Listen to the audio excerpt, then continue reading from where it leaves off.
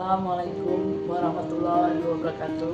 Perkenalkan, nama saya Erniwati SLMSI, Jabatan Kasih Pemerintahan, Ketentraman dan Ketertiban di Kelurahan Temidung Permai, Kecamatan Sungai Pinang, Kota Samarinda, Kalimantan Timur.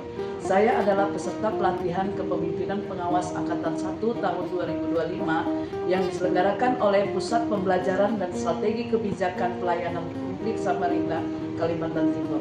Pada kesempatan ini, saya akan memaparkan laporan akhir aksi perubahan saya, yaitu pengembangan kapasitas Ketua RT. Silahkan menyaksikan.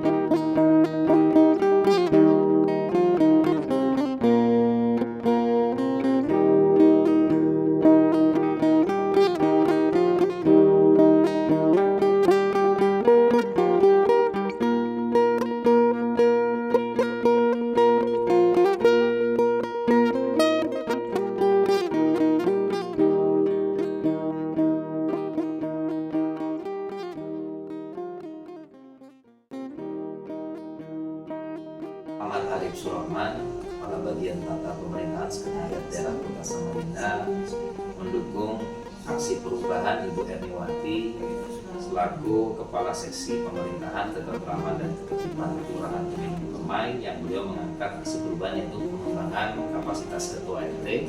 Camat Sungai Pinang mendukung aksi perubahan yang dilakukan oleh Ibu Erniwati. Selaku mentor mendukung aksi perubahan yang dilaksanakan oleh Ibu Erniwati, pengembangan kapasitas Ketua RT. Ya, Babin Kamtibmas Kelurahan Temidung Permai mendukung penuh aksi perubahan pengembangan kapasitas Ketua RT.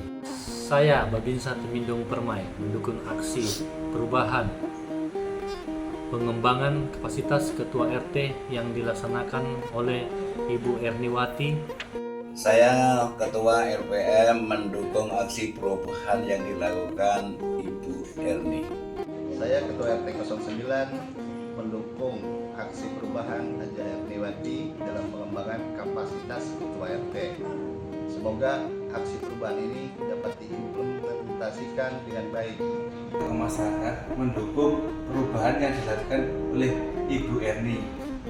Saya Ketua PKK Kelurahan Temidung Permai dengan ini mendukung aksi perubahan yang dilakukan oleh Kasih Pemerintahan Kelurahan Temidung Permai, Ibu Erniwati.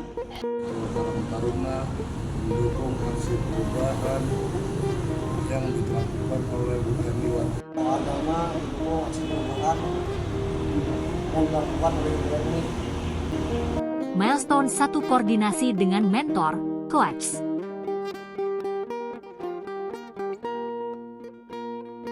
Milestone 2 membentuk tim efektif dan rapat tim.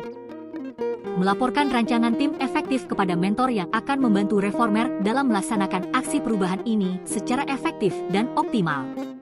Menyusun persiapan rapat bersama tim efektif. Reformer membahas beberapa hal penting agar pelaksanaan aksi perubahan berjalan lancar dan sesuai dengan tujuan yang diinginkan.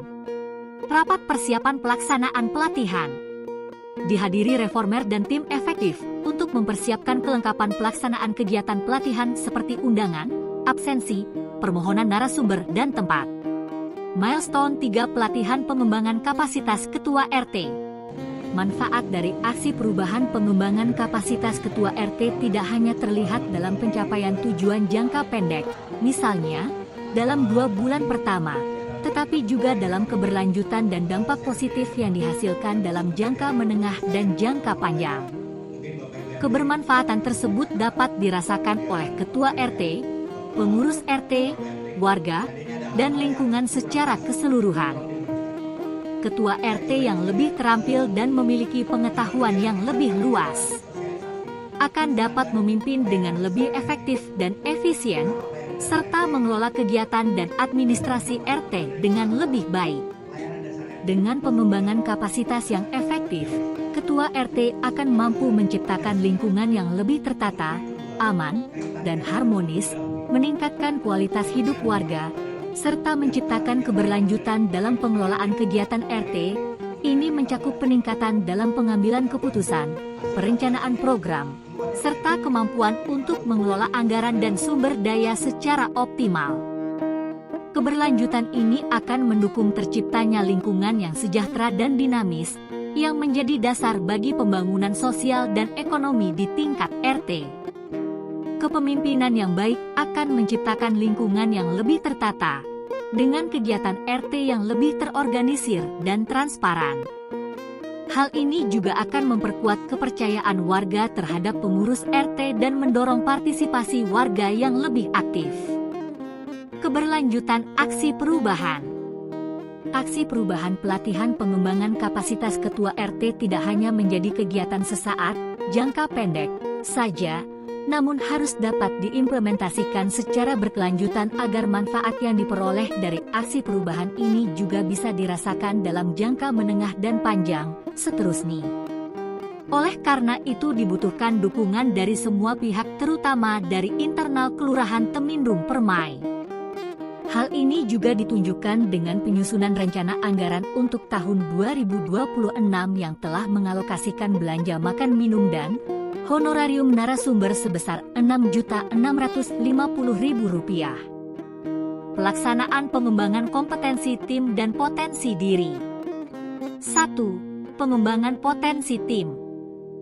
Pengembangan kompetensi tim efektif dilakukan dengan cara belajar mandiri melalui kanal YouTube dengan materi terkait naskah dinas serta teknik fotografi dan dokumentasi laporan. 2. Pengembangan potensi diri. Belajar mandiri dari kanal YouTube dan sumber pembelajaran online lainnya yang diperoleh dari internet serta melaksanakan konsultasi dengan atasan, pimpinan, dan rekan kerja.